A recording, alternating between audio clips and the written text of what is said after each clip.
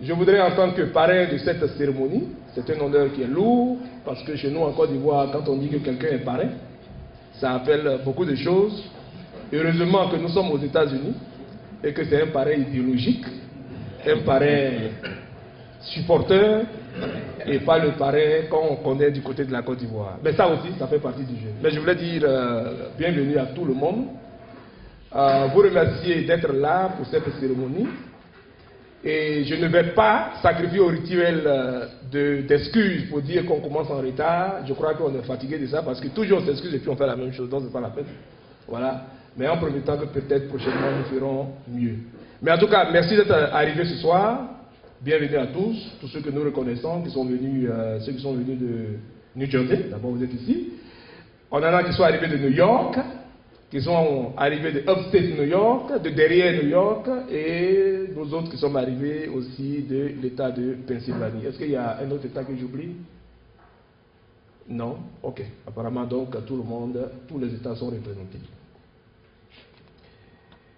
J'ai eu l'honneur de préfacer l'ouvrage qui va être présenté aujourd'hui, et à plusieurs titres. Premièrement, parce que Marcel Kragbé et moi, nous nous sommes connus depuis 2002, dans un contexte assez difficile pour notre pays, mais ce contexte aussi nous a rapprochés. Et depuis 2002, nous avons traîné nos bosses sur plusieurs terrains, plusieurs domaines, y compris le milieu académique. J'ai précédé Dr Kragbé au doctorat, c'est vrai. Mais un jour, il m'a dit, et nous étions avec un de nos grands frères aujourd'hui regretté, Zozoro, qui a dit, c'est à vous que cela appartient, si vous pouvez, vous pouvez, et vous vous entraînez. Depuis 2003 à 2004, Dr Kragbé, maintenant, avait et s'était donné ce pari-là, de pouvoir poursuivre, continuer et terminer. Et bien entendu, il y a 2 ans maintenant, 3 ans, 3 ans, plus précisément, qu'il a obtenu son doctorat. Le doctorat est un diplôme de recherche. C'est-à-dire, c'est le titre qu'on vous confère pour ajouter à ce qu'on appelle le corps de connaissances que nous avons. Et il faut donc produire. C'est vrai qu'il y a beaucoup de circonstances qui font que certains docteurs, c'est vrai, ne produisent pas, ou bien n'écrivent pas, ne donnent pas, mais produisent aussi autrement.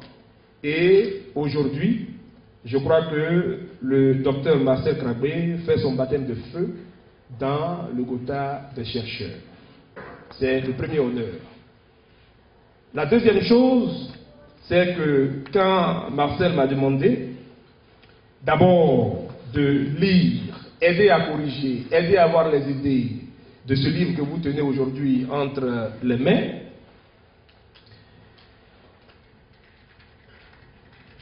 j'ai noté beaucoup de choses, et comme ça j'ai dit, bon ben, aujourd'hui en Côte d'Ivoire, surtout depuis l'année 2000, il y a beaucoup de crises. Il y a eu beaucoup de productions. Mais la plupart de ces productions sont aussi, ou alors ont eu trait à ce que nous appelons le contexte politique. Or, l'éducation, c'est aussi la politique. Et donc, ça m'a bien fait plaisir de pouvoir et de préfacer, d'abord de lire, d'aider, et ensuite d'avoir l'honneur de préfacer le livre.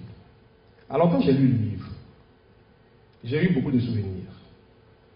École obligatoire et gratuite en Côte d'Ivoire. Il aura l'honneur d'en dire davantage, mais je me suis souvenu de beaucoup de choses qui m'ont permis de réaliser pourquoi il était important pour Marcel d'écrire ce livre. On avait aussi en face un système d'enseignement où il était aisé de donner 0 à un élève, où il était aisé de dire, bon ben écoutez, s'il déconne, on l'exclut de l'école, et puis bon, et puis après il y a quoi? Il est exclu.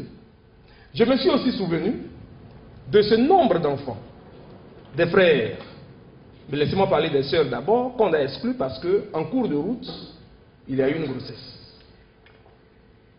On n'a pas eu de structure pour rattraper. Et il y a beaucoup qui ont dû abandonner le chemin de l'école parce que exclus pour cause de grossesse. Je me suis aussi souvenu de ces enfants, surtout dans les villages, qui n'ont pas d'extrait de naissance. Pourquoi? Parce que, avant d'arriver au CM2, il est possible que l'enfant redouble 3 fois. Quand mon père était maire adjoint à Azaguié, il a eu à faire beaucoup de jugements supplétifs. Alors une fois, j'ai demandé, à ma qualité de vice-président des jeunes de l'AMECOS, de l'association des jeunes que nous avions chez nous, mais pourquoi les enfants n'ont pas d'extrait de naissance, ils sont au CM2? Voilà les réponses qu'on m'a données. Avant d'arriver au CM2, s'il redouble 3 fois, son jugement est gâté. Vous comprenez? Donc il y en a aussi qui, en cours de chemin, se sont arrêtés et qu'on n'a pas récupéré. Et il y a eu plusieurs choses de la sorte. Ensuite, il y a eu cette idée d'école obligatoire et gratuite.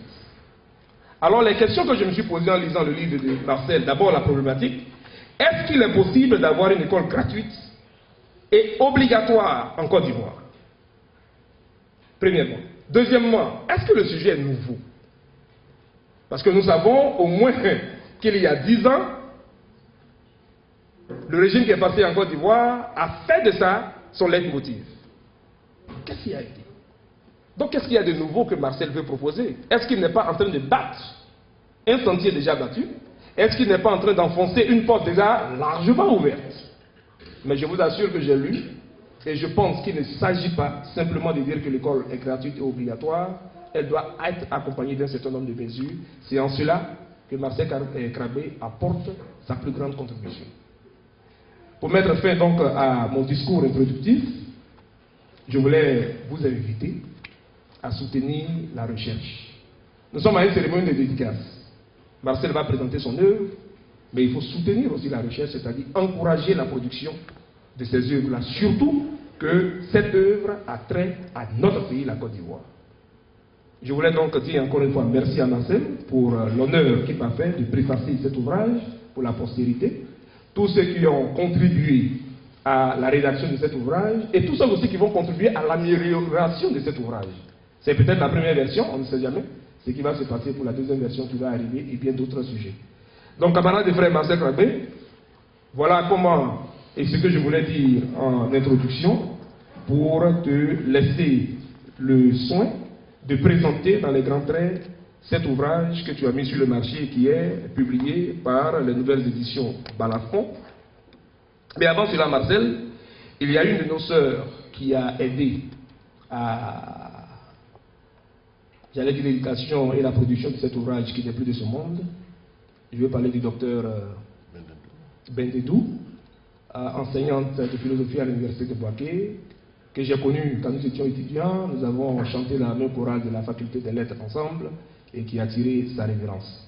Je voudrais que nous observions une minute de silence à la mémoire de cette collègue, camarade et chercheur, avant que Marcel Krabé ne prenne la parole pour nous exposer son ouvrage.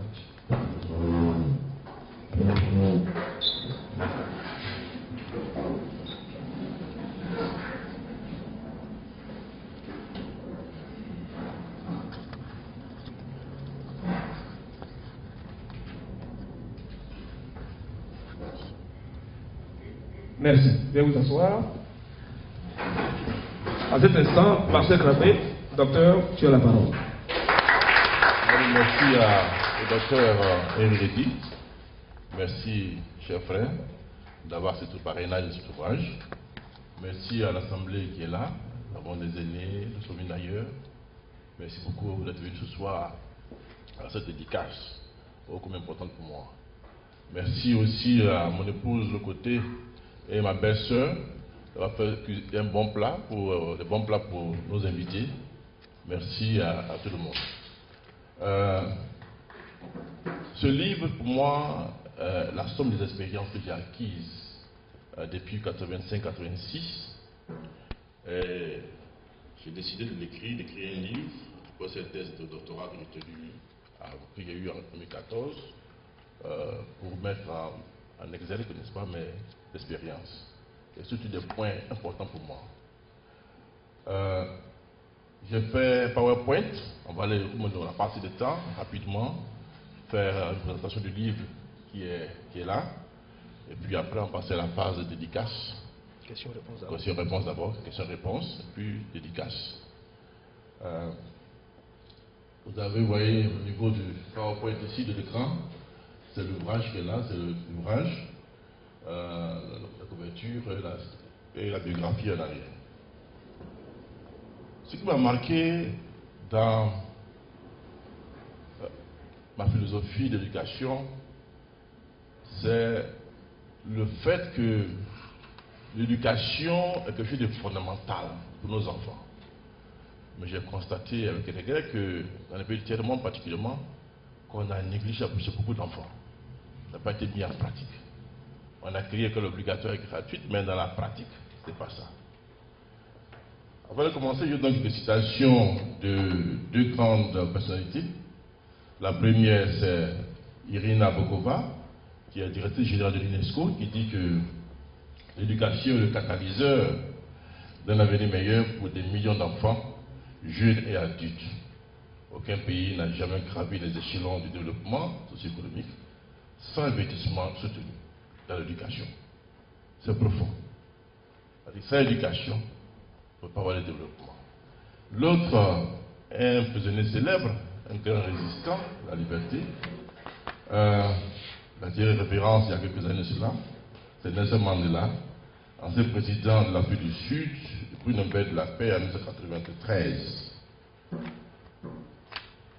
Il dit que l'éducation est l'arme la plus puissante qu'on puisse utiliser pour changer le monde. C'est aussi très profond. Et que sans l'éducation, on ne peut rien faire. Et quand je vois que beaucoup de générations ont été sacrifiées, ça me fait pratiquement mal au cœur. Donc je il a pour moi une à l'âme pour réveiller toutes les consciences au niveau des pays tiers, particulièrement, pour que l'éducation des enfants soit pour nous une priorité. C'est le deuxième point.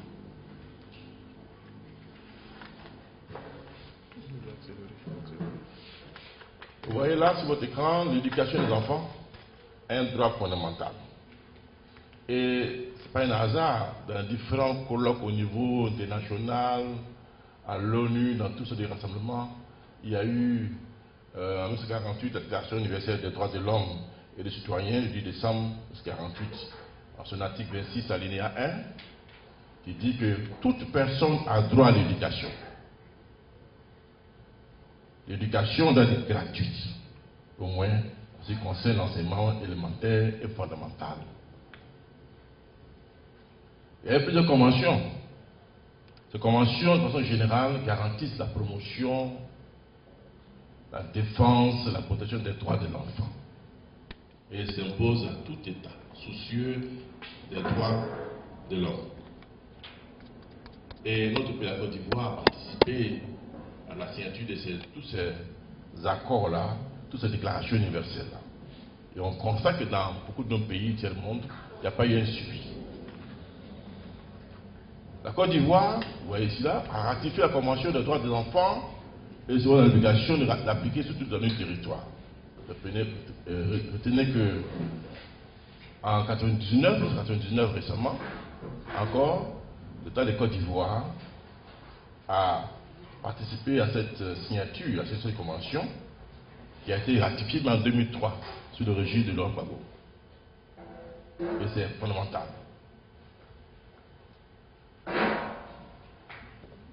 C'est un des grands points qui m'ont amené à réfléchir sur ce point-là. L'éducation est un droit important pour nos enfants. Le livre se présente en 6 points, 6 chapitres. Le premier chapitre, rationalité d'une école obligatoire et gratuite en Côte d'Ivoire. Je donne les raisons qui doivent militer en faveur d'une école obligatoire et gratuite. Ce n'est pas nouveau, on l'a dit tout à l'heure le docteur Idi, mais il faut insister là-dessus. Ça n'a pas été suffisamment fait. Chapitre 2, l'implication collective à l'idéal d'une école obligatoire et gratuite. Il faut impliquer davantage tous les parents, tout le monde à cet idéal-là. Chapitre 3, pour moi c'est le point le plus important dans mon livre. C'est ce qui m'a poussé à écrire ce livre. L'État ne doit plus exclure les élèves des écoles publiques. J'ai été très marqué par cela depuis mon enfance. beaucoup de nos frères, beaucoup de nos sœurs sont arrêtés en cours de route parce qu'à un moment donné de leur vie, les moyennes de classe n'est pas suffisante, on les a achetés dans les rues. Et ceux qui ont la chance d'avoir des parents un peu plus aisés, vous voulez assurer une école privée, on peut continuer. Le reste de ses camarades, les frères et sœurs, sont restés, n'est-ce pas, en arrière, ont perdu pratiquement beaucoup de choses, sont devenues autre chose, comme on dit. Chapitre 4, c'est pas des bienfaits de la non-exclusion des élèves dans les écoles publiques. Chapitre 5, la politique de centralisation de l'éducation et source de financement des droits publics. On parle souvent de décentralisation. Et en plus de cela, je préconise qu'au sein de cette décentralisation, on fasse la décentralisation scolaire. Et c'est une partie aussi importante de mon ouvrage. Et cela se passe en France aussi, comme ici. Mais la colonie Côte d'Ivoire, l'ex-colonie française, ne pratique pas cette politique-là de décentralisation scolaire. Et enfin, chapitre 6, il dit promouvoir la fonction enseignante pour une efficacité de l'administration scolaire. C'est donc les chapitres qui sous-tendent cet ouvrage-là. Oui. Je n'ai pas des rationalités d'une école obligatoire et gratuite en Côte d'Ivoire. Et j'ai dit que, c'est pas nouveau, hein, vous savez, c'est tout, que l'école joue un rôle important dans nos sociétés. C'est un lieu d'apprentissage pour les jeunes et les adultes. C'est aussi un lieu d'échange, de rencontres et de socialisation. Et c'est important. C'est à l'école primaire qu'on a connu beaucoup de nos amis aujourd'hui. Beaucoup de nos amis. Moi, j'ai un ami qui n'est pas aujourd'hui, je me souviens très bien de lui, le frère Liadi Faustin. J'ai connu au CM1 et au CM2 à Caïwa, dans les années 71. Et on s'est revus ici, il y a beaucoup comme ça, qu'on a pu revoir. On apprend à échanger, à se connaître, et on se retrouve au fur et à mesure dans la vie. Et c'est important, c'est un lieu de socialisation, un lieu d'échange, parce que c'est aussi un lieu de brassage, je dirais, culturel, hein, entre les jeunes. L'UNESCO et l'UNICEF ont affirmé, ont confirmé que des millions d'enfants qui sont privés de toute opportunité dans l'école. C'est grave. Et particulièrement dans les pays du tiers-monde, et surtout en Afrique.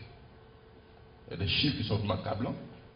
Et j'ai mal, j'ai honte qu'après 56 ans d'indépendance dans les pays africains, qu'on soit resté au niveau des années, je dirais, 70. Ensuite, l'école pour tous donne le droit aux enfants de toutes les couches sociales d'apprendre à lire, à écrire, à compter et s'insérer dans le tissu social. Il aussi dit que l'école participe ainsi au développement de la culture générale. C'est un peu un résumé de ce que j'ai dit dans ce chapitre 1. Et j'ai dit que pour une meilleure école publique obligatoire et gratuite en Côte d'Ivoire, l'enfant, à travers l'école, va apprendre à raisonner, va aussi apprendre à réfléchir, va apprendre à résoudre les problèmes et à tenir un langage décent. C'est bien sûr l'école qui apprend un langage décent, et afin de faire toutes sortes, afin de régler toutes sortes de problèmes ou de situations qui se présentent à lui ou à elle. L'école donc, pour moi, pour beaucoup, vous savez, aide à sortir de l'ignorance et permet d'avoir un esprit très ouvert. La place des enfants, c'est l'école. Et dans le marché de l'emploi, un enfant ne doit pas abandonner l'école pour aller travailler. Et c'est grave. En Afrique, c'est grave. L'enfant a 6 ans, 7 ans, est dans les champs, en train de planter un café cao. Vous le voyez à la gare, dans les gares, en train d'être coxé là-bas, alors que l'école est ouverte. Leur place, ce n'est pas dans les rues, c'est à l'école. On dit qu'il n'y a pas d'infrastructure pour qu'ils aillent à l'école, mais c'est le rôle de l'État de mettre les enfants à l'école. Et c'est ahurissant. En Europe, vous ne verrez pas les enfants dans les rues pendant les heures de cours. Ici aux États-Unis, où il y a enseigne, j'ai été vraiment choqué que je suis arrivé. C'est le jour de cours, les rues sont vides, il n'y a pas d'enfants. Quand tu vois un enfant, il a son père ou sa maman. Mais chez nous, c'est autre chose. Il a cité aussi un célèbre écrivain, Victor Hugo.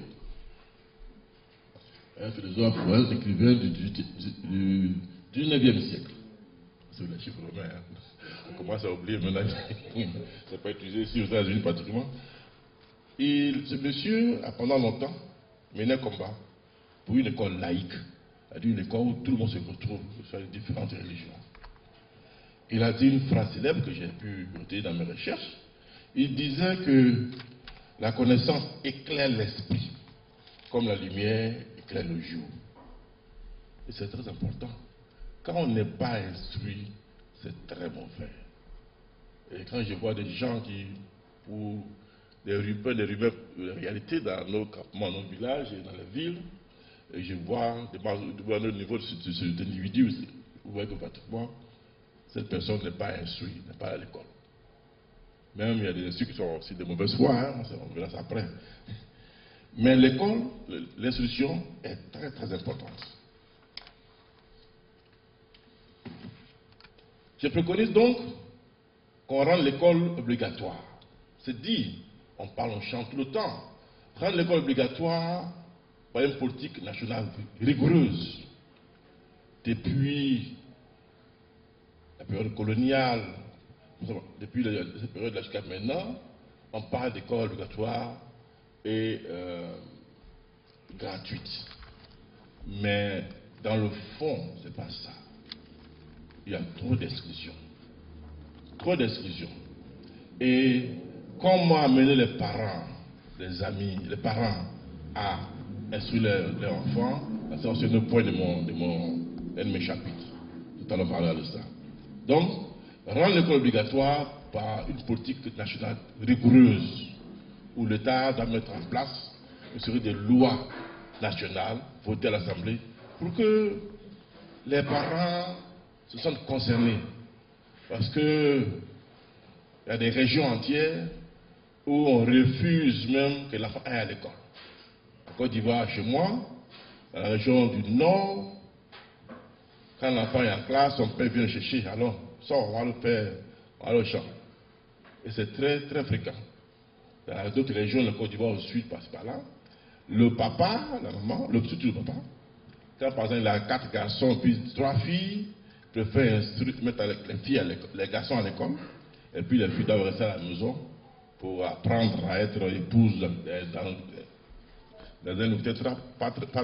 un proche avenir. Et très souvent, à l'âge de 13 ans, 12 ans déjà, on marie la petite fille dans l'école. J'ai mis la photo d'une petite fille là pour que les gens sachent que aussi la fille peut réussir à l'école. Bien, on continue. J'ai aussi, avant d'aborder d'autres points, j'ai parlé de l'histoire de l'école obligatoire. J'ai donné quelque façon des points essentiels qui montrent que l'école obligatoire a aussi une histoire. J'ai parlé de la Prussie, qui correspond aujourd'hui à la période à la zone de l'Europe orientale, vers la Pologne, une partie de l'Allemagne, ça s'appelle la Prusse à l'époque. Il y avait un roi, le roi Frédéric II, en 1663, déjà qui a instauré l'école obligatoire, jusqu'à là il est 13 ans. C'était génial. En Grande-Bretagne, la révolution scolaire a été marquée par une croissance des infrastructures scolaires et le soutien aux familles pauvres pour faciliter le taux de scolarisation. En France, en France, l'école devient gratuite en 1867 et obligatoire en 1884 pour les enfants de 6 à 13 ans. Grâce à cette législation sur l'enseignement primaire et sous un monsieur très connu, Jules Ferry. C'est un nom à retenir. Jules Ferry a été député, président du Sénat, Assemblée en France, C'est ce monsieur-là qui a poussé la France à la colonisation. Nous l'avons retenu. Il a une phrase célèbre qu'on a appris à lire quand on faisait l'histoire au lycée. Il a dit la colonisation est la fille du développement industriel. C'est Jules Ferry.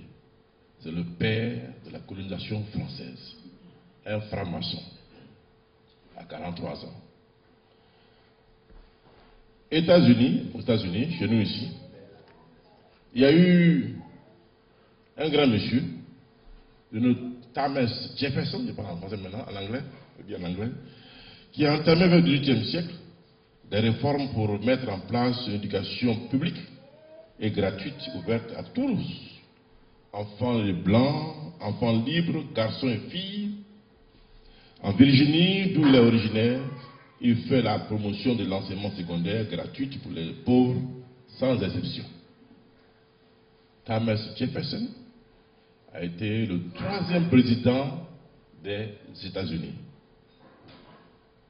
C'est l'un des pères fondateurs de cette nation américaine. Et Thomas Jefferson a été l'auteur de la déclaration d'indépendance des États-Unis qui a été proclamée en 1776. Puis, il a consolidé la création de l'Université de Virginie, dont il fut le recteur en 1819. Le grand État de New York aussi a instauré cette école obligatoire en 1832, l'école élémentaire gratuite et obligatoire. Aux USA, vous savez ça, les systèmes éducatifs sont décentralisés. Chaque grande région a son board education, et c'est une très bonne chose aussi, avec l'appui de l'État en place. C'est un peu l'idée que j'ai eue aussi. En France, ça existe. Au Québec, l'école obligatoire et gratuite fut adoptée en 1943. En Côte d'Ivoire, la France, tutelle coloniale de la Côte d'Ivoire, a mis sur pied une école laïque et publique qui a connu un long processus marqué par les soubresauts du contexte politique du moment. L'enseignement primaire public, laïque et obligatoire, a connu un début à la partie de la Révolution française de 1689, à son niveau de la France. Et en France, j'ai retenu un nom aussi. Un grand monsieur, du nom de Talleyrand. Et en 1791, Talleyrand, de son nom Charles Maurice Talleyrand de Périgord, qui a dit que l'homme ignorant est le monsieur du charlatan. Et beaucoup trop dépendant de l'homme instruit. Et c'est vrai. Le charlatan, c'est un mot qui est né vers le 16e siècle, 1772 par là. Ce mot a été emprunté à l'italien charlatano. Et un charlatan, c'est une personne qui pratique l'imposture ou un jeu de dupe, un trompeur. Grâce à des trucages, il essaie de tromper ceux qui sont en face d'eux.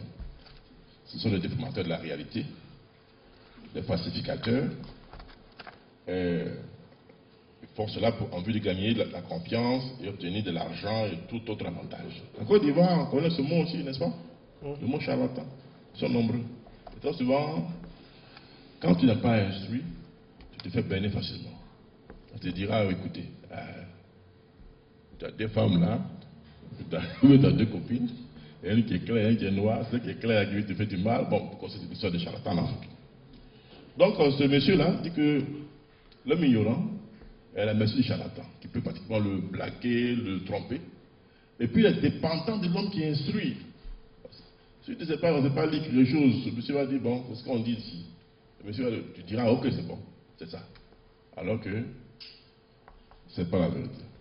Donc, après Talleyrand, je parle aussi de la loi Jules Ferry, un nom arrêté tout à l'heure, je l'ai dit. Ce monsieur aussi joue un grand rôle d'éducation en France.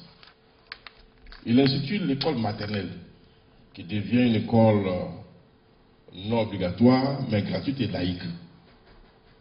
c'est ce monsieur-là qui a instauré le jeudi off. Les écoles au niveau de la France, les jeunes de Côte d'Ivoire aussi, les gens ont suivi cela. Vous vous souvenez que ceux qui sont plus âgés que mon pratiquement de leur génération, on ne partait pas à l'école les jeudis. C'était un peu ça. Voilà. Donc, la loi Jules Ferry, sur l'enseignement primaire, instaure l'obligation scolaire pour les enfants de deux sexes, 6 à 13 ans, et la félicitation des programmes de l'école publique. Voilà. Et il n'y a pas de 6 à 13 ans. Le gouvernement actuel en Côte d'Ivoire parle de 6 à 16 ans. Moi, je vais au-delà. Je propose qu'on aille au-delà. Qu'on parte même de CP1, là c'est public, jusqu'à terminale, gratuitement. Parce que pour moi, qu'à 16 ans, ce n'est pas un âge où on peut connaître beaucoup de choses. 16 ans, c'est à partir où on s'arrête à 4e ou 3e. Si on veut qu'en terminale, c'est mieux. Je propose un programme de CP1 en terminale. Et en terminale, à partir de la terminale, on verra s'il faut à l'université ou les écoles professionnelles autres. Je donne aussi une image en Côte d'Ivoire. Vous savez que nous sommes devenus une colonie après le décret du 10 mars 1893. Et la première école en Côte d'Ivoire, la création d'une école française laïque a vu le jour et démarré ses activités en 1887. Lorsque le gouvernement français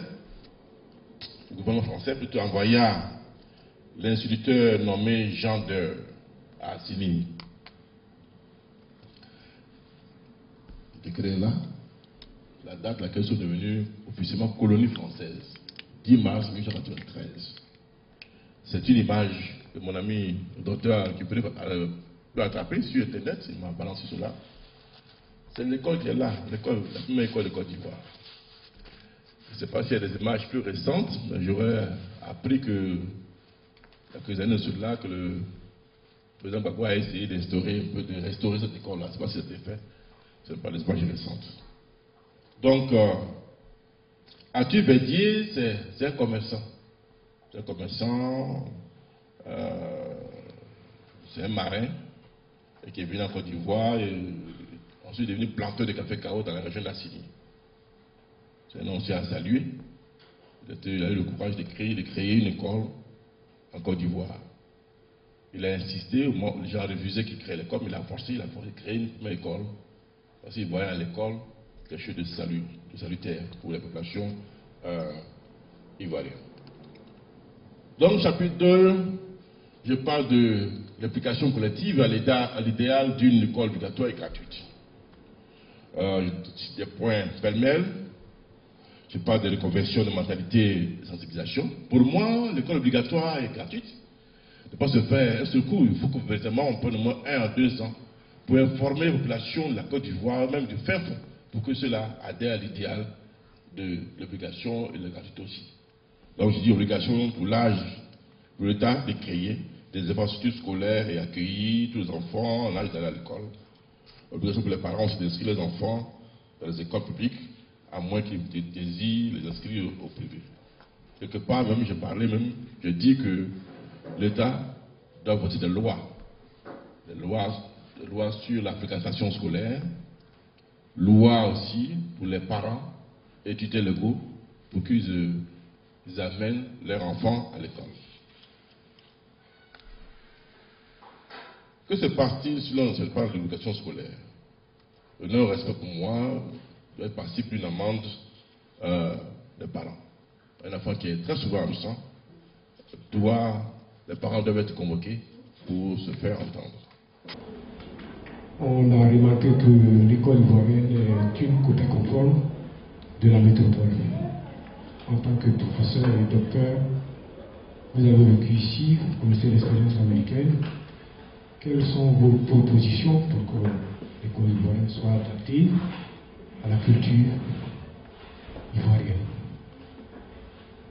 Les villages ou les grands villages. Qu'est-ce que les villageois cherchent? Une école est là, il y a de l'eau potable, il y a peu d'électricité, c'est suffisant. Au lieu que ces enfants marchent au moins 6 km pour aller à l'école, il faut que les écoles se rapprochent des populations. Il faut construire des écoles particulières dans tous les villages pour que l'enfant ait accès à cette école facilement. C'est important. Parce qu'on ne parle pas souvent de développement de 10-15 villages, mais si l'école pratiquement à 5 km de la maison de l'enfant, ça sera difficile. Donc, il faut rapprocher les écoles des enfants. Quand l'enfant entre en 6e, il faut éviter que l'enfant aussi aille très loin. Les différents apports que les médias, les nouveaux médias sociaux peuvent apporter à cette exigence d'école obligatoire en Côte d'Ivoire, selon vous? Ah, d'accord, tu es un des animateurs, il y a une émission là-dessus, donc j'y étais il y a à peine 2 semaines. Merci encore pour m'avoir invité sur cette radio. Bon, les médias, hein, c'est quoi? C'est Facebook, autre, non, il y a les réseaux sociaux, à l'école. Je parlais de l'Internet, l'apport technologique. En Côte d'Ivoire, aujourd'hui, on est pratiquement branchés, hein? On est branchés, tous nos frères qui sont au village, même sont sur Facebook souvent, ou WhatsApp. C'est déjà bon. Mais le problème aujourd'hui en Côte d'Ivoire, c'est que l'Internet appartient encore au monopole français. Ça fait pitié. Voici un pays qui ne possède aucune des activités, qui ne possède pas. L'eau appartient à la France, l'électricité appartient à la France, pratiquement tout appartient à la France. Nous-mêmes, on n'a rien aujourd'hui.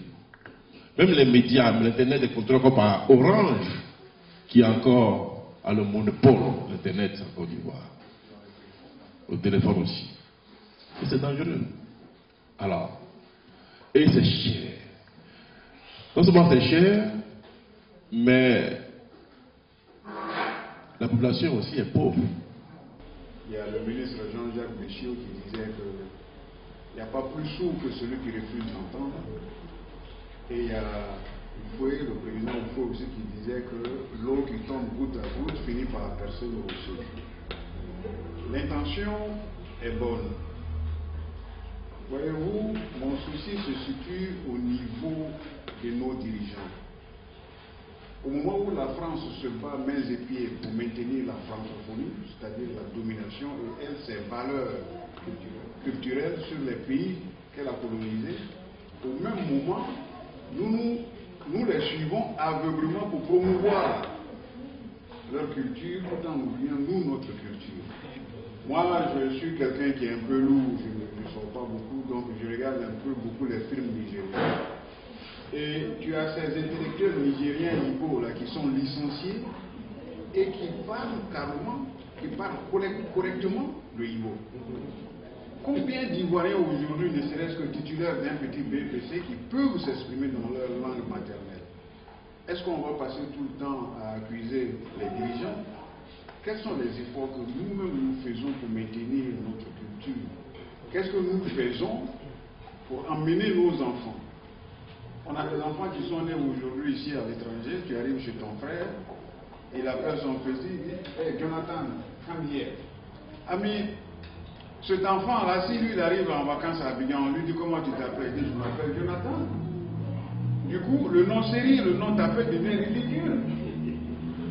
Alors donc, moi je voudrais vous encourager, et nous encourager nous tous, surtout ceux qui continuent à accoucher, à commencer d'abord à faire la promotion dans nos maisons même d'abord, et ensuite faire face à ceux que nous avons devant nous pour nous aider à aller de l'avant. Parce que c'est très important. Je suis un peu long, mais bien sûr que je suis long puisque ce n'est pas une question. Parce que c'est un peu difficile qu'on parle de toutes ces choses sans aller vers la politique. Voyez-vous? Parce qu'on a trouvé des origines à certains groupes ethniques de la Côte d'Ivoire, de façon douteuse d'ailleurs, parce qu'il faut le dire, il faut avoir le courage de le dire. On nous dit, nos frères, bon, on laisse tomber ça. Bon, il faut faire quand même un effort, il faut continuer à faire ce que vous êtes en train de faire pour que dans l'avenir, pour que ça rentre dans les mœurs les uns et les autres, pour qu'on puisse vraiment briser cette chaîne-là. Actuellement, au moment où l'argent que la Côte d'Ivoire prend aujourd'hui pour organiser les Jeux de la francophonie, ça peut construire des écoles chez nous. La Bolivie, qui il y a 10 ans était considérée comme un des pays pauvres de l'Amérique latine, et l'Équateur aussi. Et j'ai essayé de comparer la pauvreté des habitants dans ce pays par rapport aux habitants pauvres de nos pays en Afrique. Et le constat que j'ai fait, c'est que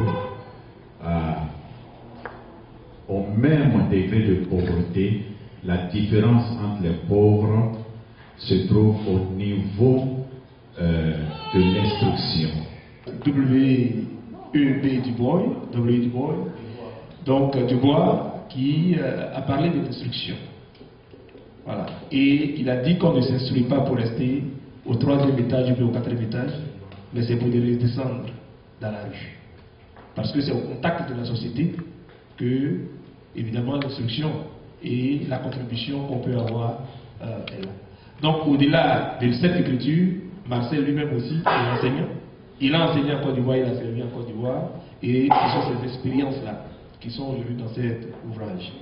Donc, nous allons procéder maintenant, encore une fois, à cette cérémonie de dédicace.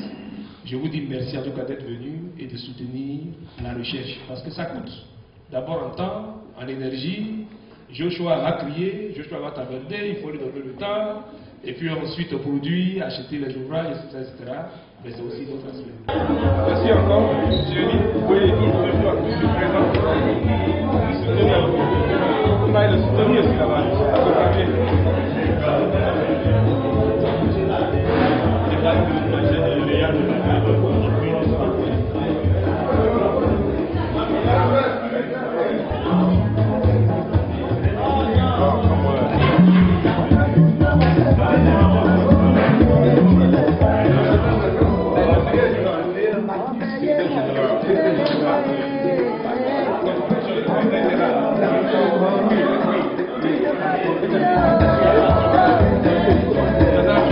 Vous l'avez découvert ici.